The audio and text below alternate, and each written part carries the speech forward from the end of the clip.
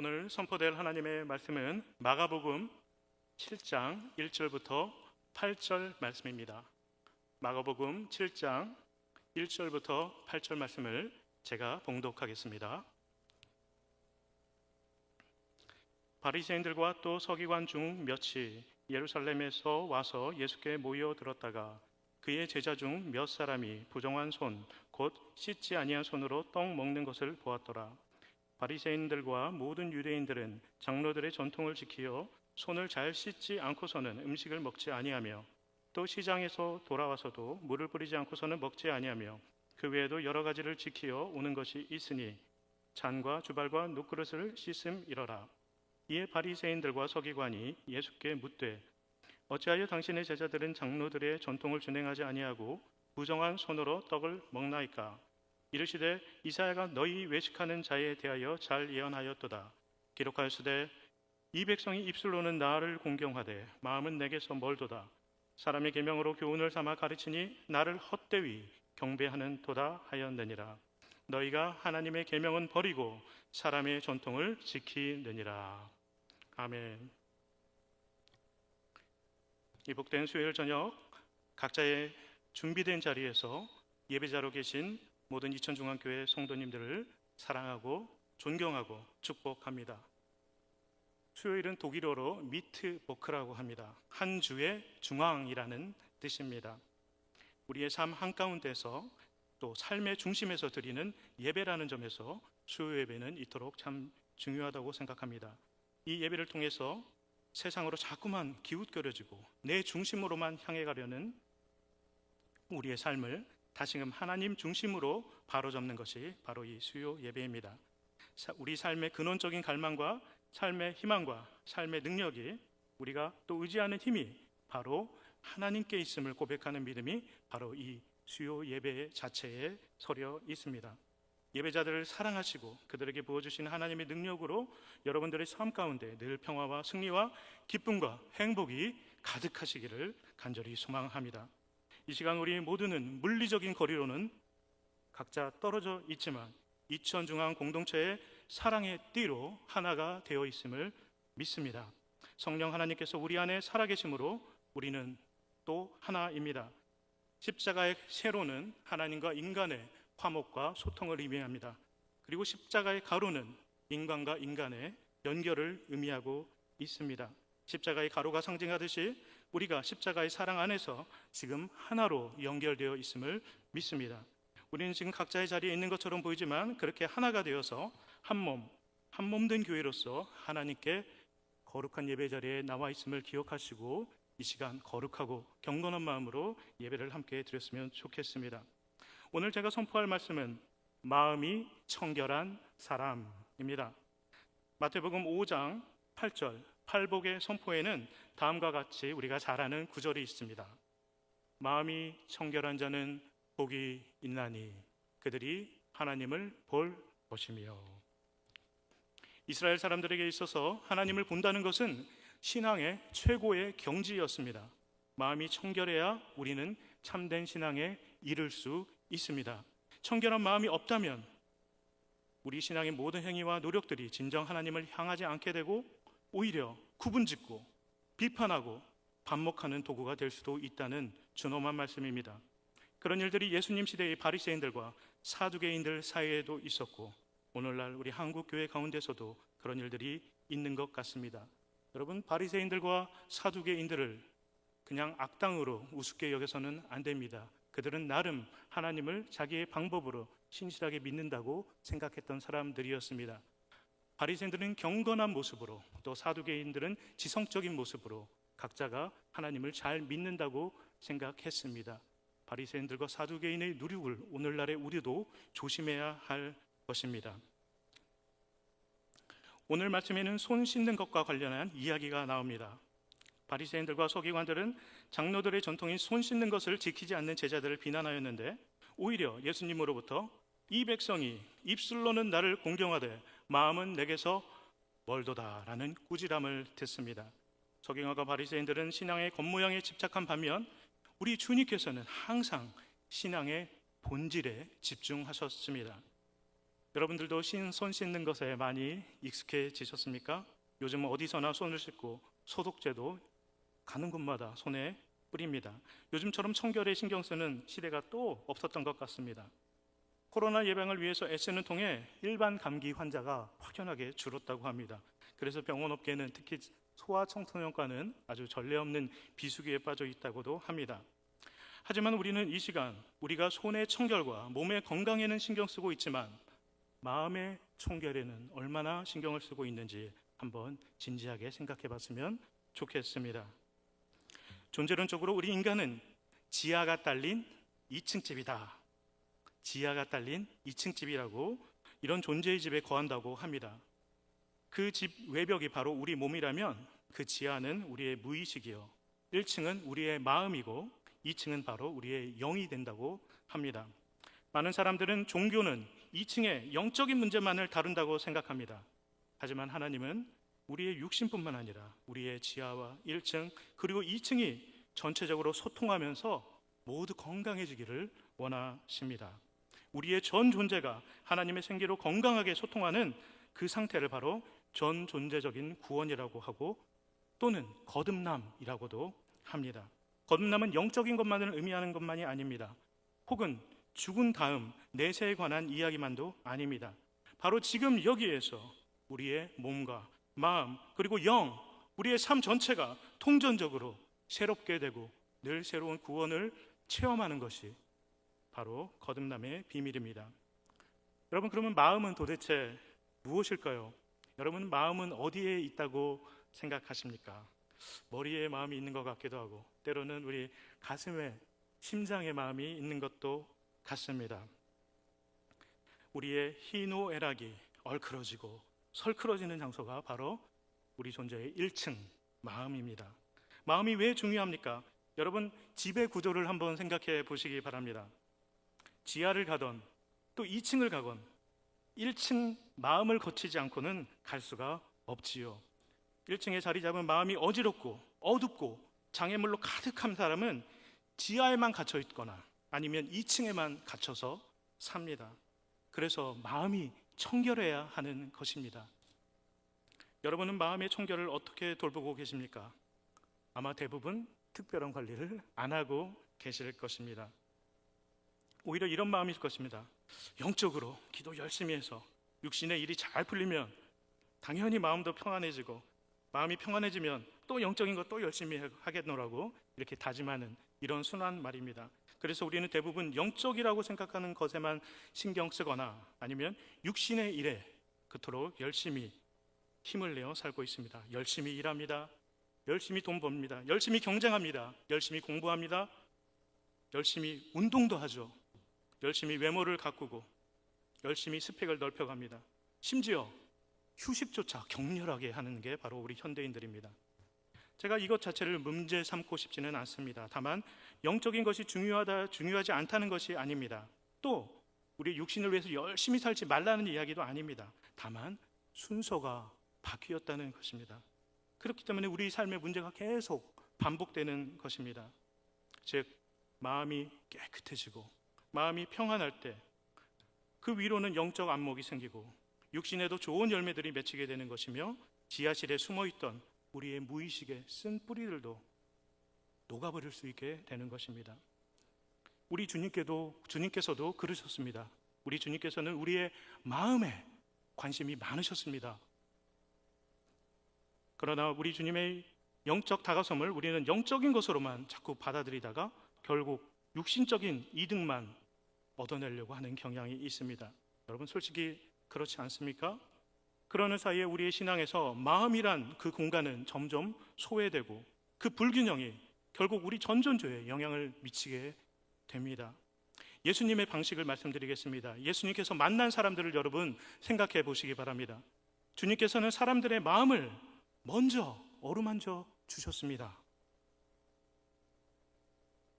무의식을 다룬다고 그들과 심층 심리 상담을 하신 것도 아니고 건강한 정신은 건강한 몸에서 나온다고 그들을 데리고 무슨 훈련 캠프를 하는 것도 아니었습니다. 그들을 데리고 40일 동안 기도시키고 하루 종일 예배만 드리도록 영적 훈련을 시키지도 않으셨습니다. 우리 주님은 한 사람을 만나실 때 그 사람의 마음을 먼저 꿰뚫어 보시고 마음을 터치하셨습니다.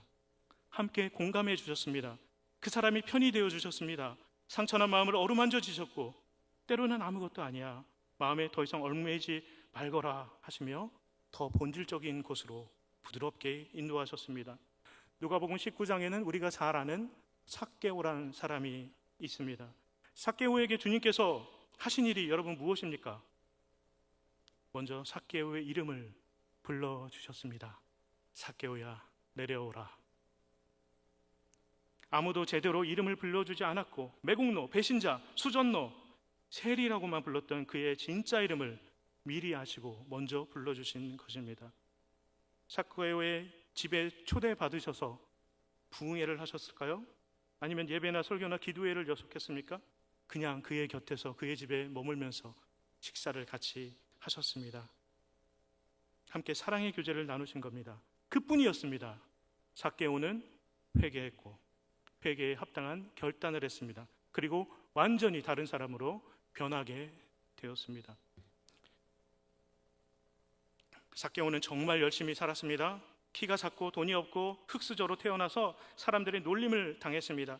그래서 세리가 어떤 직업인 줄 알았고 사람들로부터 어떤 평가를 받았는지 알았지만 자기가 갈 길은 이 기회밖에 없었습니다. 열심히 공부했고 악착같이 일했습니다. 여리고의 세리장의 자리까지 올랐습니다.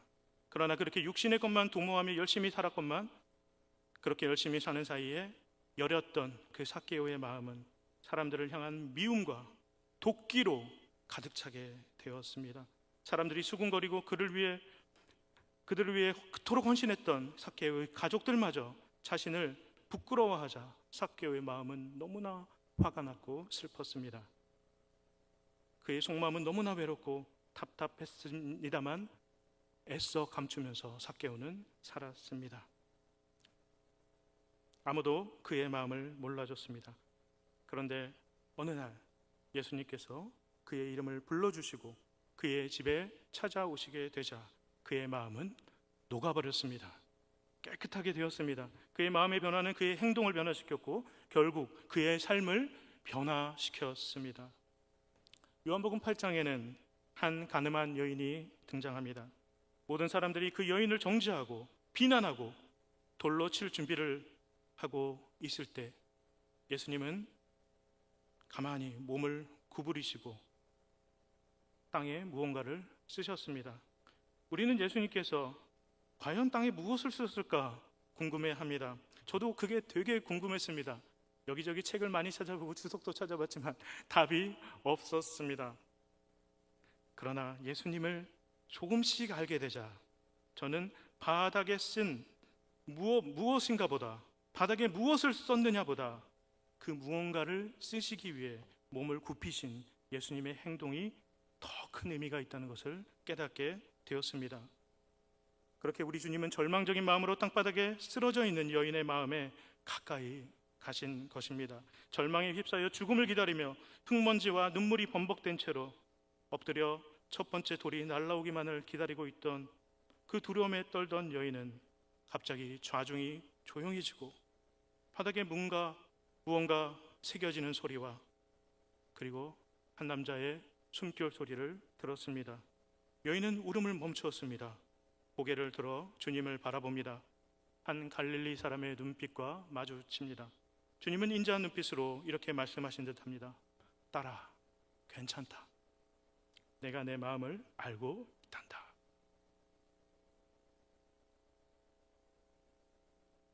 바닥에 새긴 사랑이라는 노래가 있습니다. 그 노래는 이 여인의 마음을 이렇게 노래하고 있습니다. 사람들은 나의 죄를 보고 주는 나의 아픔을 보내. 그들은 내게 손가락질하고 주는 나를 감싸주네. 죄 없는 이가 먼저 치라. 바닥에 새긴 사랑 십자가에 다시 새겨 나의 생명을 구하네. 감출 수 없는 나의 허물을 자신을 버려 덮으시고 피할 것 없는 나의 영혼을 십자가에 숨기시네. 우리 주님은 그렇게 그 여인의 마음을 먼저 헤아리셨습니다. 우리 다시 마음에 대한 얘기로 다시 돌아가 보겠습니다.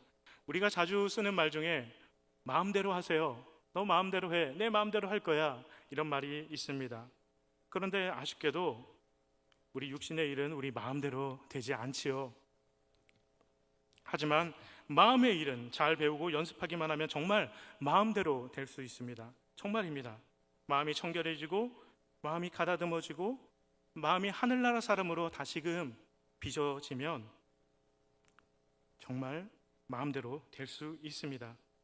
쓸데없는 것들을 마음대로 구분하지도 않고 본질적이고 정말 중요한 것을 응시할 수 있는 그 마음이 생기기 때문입니다. 하지만 문제는 마음이란 것이 정말 복잡한 것이라는 것입니다. 방사능 폐기장같이 깊고 견고한 마음 깊은 구석에 꽁꽁 아무도 모르게 숨겨두었던 묵은 마음들이 어느 순간 갑자기 툭 튀어나올 때가 여러분들도 있으시죠? 그리고 분명 저 멀리 흘려보낸 것 같은데 어느새 역류해서 마음을 다시 혼탁하게 하는 그런 마음의 생각도 있습니다. 또한 내 안에 이 마음과 저 마음이 마구 섞여서 더 어둡고 악마적이고 음침한 마음이 생겨나기도 합니다. 또한 마음이란 것은 전염성이 있습니다. 좋은 마음을 가진 사람과 함께하면 내 마음도 청결하게 됨을 느끼고 나쁜 마음을 가진 사람들과 함께 있으면 어딘가 불편함을 느끼기도 합니다. 그런데 우리는 때때로 이 마음이란 것을 영이란 것과 착각해서 문제를 직면할 때가 많습니다. 마음과 영을 구분하지 못해서 문제에 봉착할 때가 많다는 것이죠. 분명히 마음의 문제인데 우리는 교인이니까 무조건 영적으로만 생각해야 된다는 그런 집착이 있을 때가 있습니다. 마음의 문제인데 영적으로만 생각해서 마음의 병이 더 커지는 경우가 많습니다. 우리는 수많은 영적 기도를 합니다. 하지만 어떤 기도는 2층으로 갈 것도 없이 1층에서 내 마음만, 그 기도 제목과 연관이 있는 주변 사람들의 마음만 살짝 바꾸면 해결될 수 있는 문제가 너무나도 많습니다. 우리 주님께서 마음으로 다가오셨듯이 우리도 마음과 마음으로 만나면 때로는 너무 쉽게 일이 풀릴 때도 있습니다. 마음과 마음으로 풀 일에 영적인 것을 대입하고 자기 생각을 영적인 것이라며 절대화시키고 다른 사람에게 그 영적인 것이라고 강요하니까 마음이 더욱 상하게 되는 경우가 꽤 있다는 것을 우리는 인정할 수 있어야 합니다. 오늘의 말씀에서 예수님은 율법학자들과 바리새인들을 마주하고 있습니다. 제자들 몇 사람이 율법에 따라 손을 씻지 않고 떡 먹는 것을 율법학자들과 바리새인들이 보고 문제 삼은 것입니다. 예수님은 그들을 외식하는 자, 곧 위선자라고 꾸짖으십니다. 예수님은 그 율법 자체를 꾸짖은 것이 아닙니다. 율법을 지키려다가 더 중요한 계명인 사랑을 버리고 있는 그들의 무지함을 답답한 마음에 꾸짖고 계신 것입니다. 여러분, 율법은 나쁜 것이 아닙니다.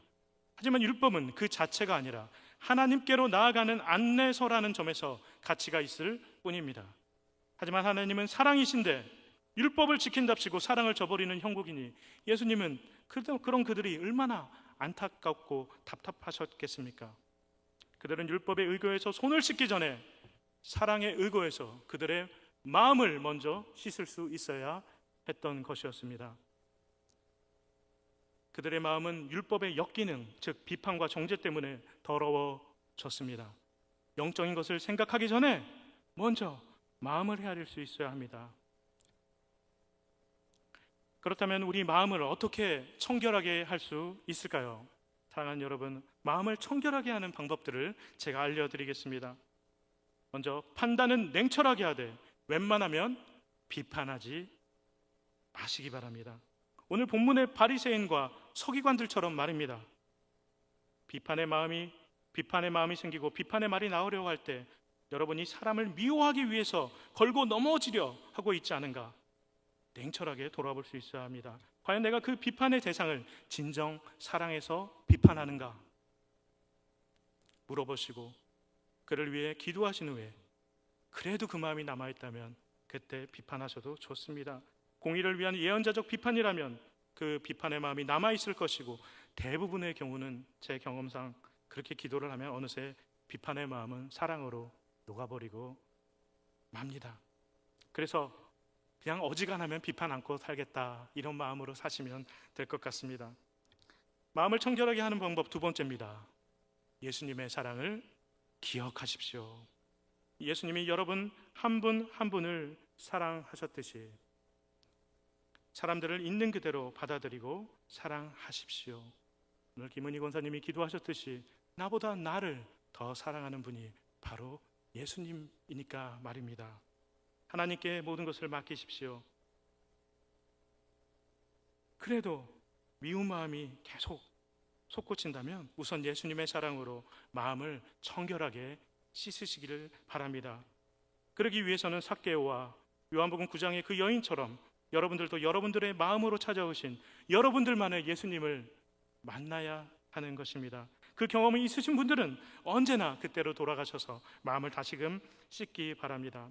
사랑하기 힘들고 너무 힘들면 저는 이 말씀을 떠올립니다. 요한복음 13장 1절입니다. 유월절 전에 예수께서 자기가 세상을 떠나 아버지께로 돌아가실 때가 이른 줄 아시고 세상에 있는 자기 사람들을 사랑하시되 끝까지 사랑하시니라. 주님은 우리를 죽기까지 사랑하시되 끝까지 사랑하셨습니다. 그 사랑을 입은 우리가 왜 나에게 작은 상처를 준 사람은 용서하지 못하고 마음에 품고 우리 마음을 더럽힙니까?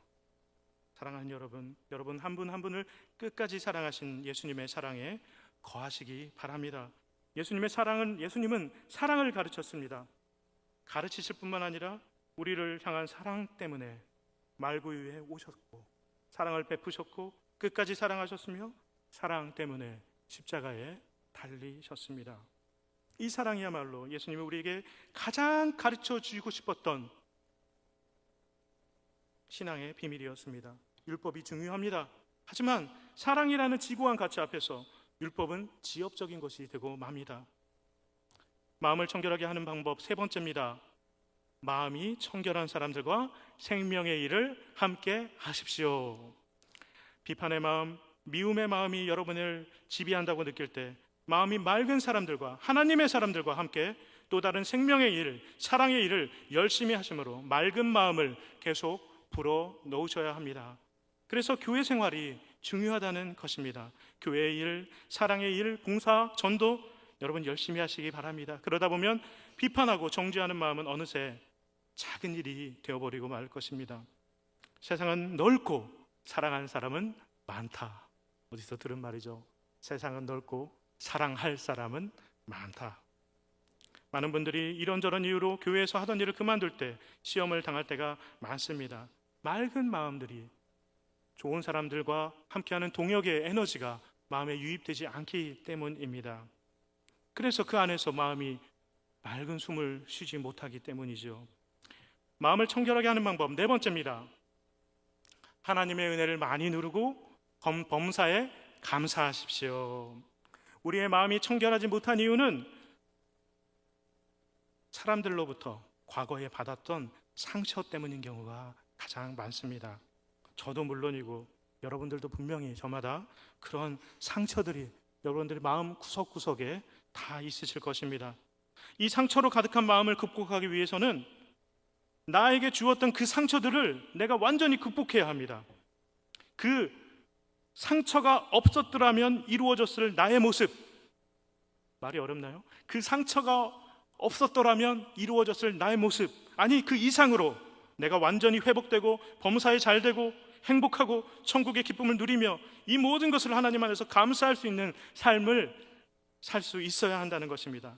완전한 회복이 되지 않았기 때문에 그 아픔이, 그 나에게 상처를 준 사람이 계속해서 생각이 나는 것입니다. 저 사건만 없었더라면, 저 사람만 없었더라면, 그러면서 우리 마음이 계속 청결하지 못하게 있는 것입니다. 내게 완전한 회복과 순전한 감사가 있어야 우리는 과거의 기억들을 용서하고 비로소 흘려보낼 수 있습니다. 그러면 여러분의 인생이 정말 하나님 안에서 잘 되어야 합니다.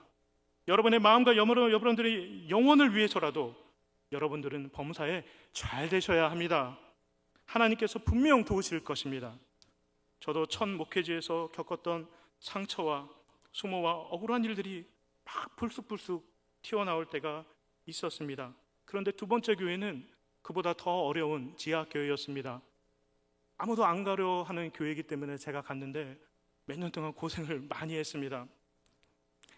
그런데 그 과정에서 저는 이 말씀도 알았고 하나님의 은혜란 것도 알았고 신앙이 꼭 굳이 끝까지 승리한다는 걸 알았지만 내가 그런 처지에 있으니까 그 과거의 일들이 정말 갑자기 상처처럼 불쑥 나를 찾아오는 것을 느꼈습니다.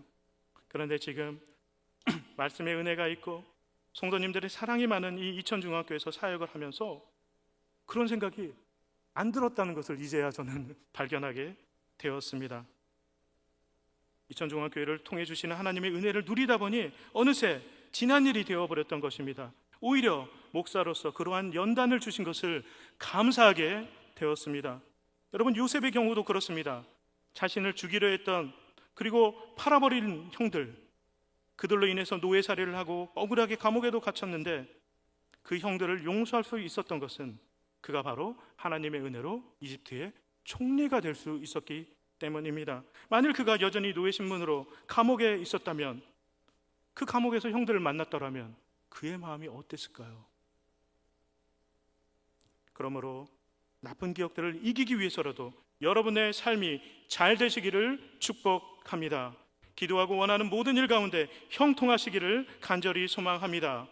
하나님께서 여러분들의 치유와 회복을 위해서도, 여러분의 영혼을 위해서라도 여러분들의 형통을 도와주실 것을 믿습니다. 여러분, 기도하십시오. 끝까지 포기하지 마시기 바랍니다. 마음을 청결하게 하는 방법, 마지막 5번째입니다. 언제나 예배자로 온전히 서십시오. 언제나 예배자로 온전히 서십시오. 이것이 바로 청결한 마음을 갖기 위한 마지막 영적 비밀입니다. 예배는 우리를 다시금 정결하게 하는 힘이 있습니다. 죄사함과 새 창조, 새 출발의 능력이 예배에 있습니다. 우리 기독교의 힘은 다시 새롭게, 모든 것을 새롭게 시작할 수 있는 그 힘에 있습니다. 세상은 그렇지가 않죠.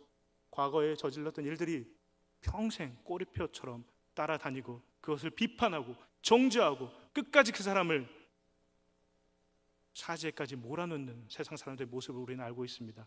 하지만 우리 기독교는 새롭게 하는 힘이 있습니다. 다시금 깨끗하게 하는 힘이 있습니다. 그 중심에 바로 예배가 있습니다. 그리고 예배는 그 깨끗해진 마음에 참된 생명을 다시금 말씀으로, 찬양으로, 교제로 채워줍니다. 청결해진 마음에 깨끗한 생명의 일들을 다시 채워야 그 깨끗함이 유지됩니다. 그러나 예배를 드려도 걱정하는 마음으로,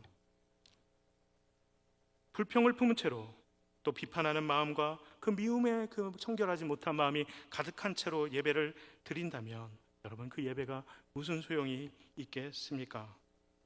오히려 그 예배가 습관이 되면 더 무서워집니다.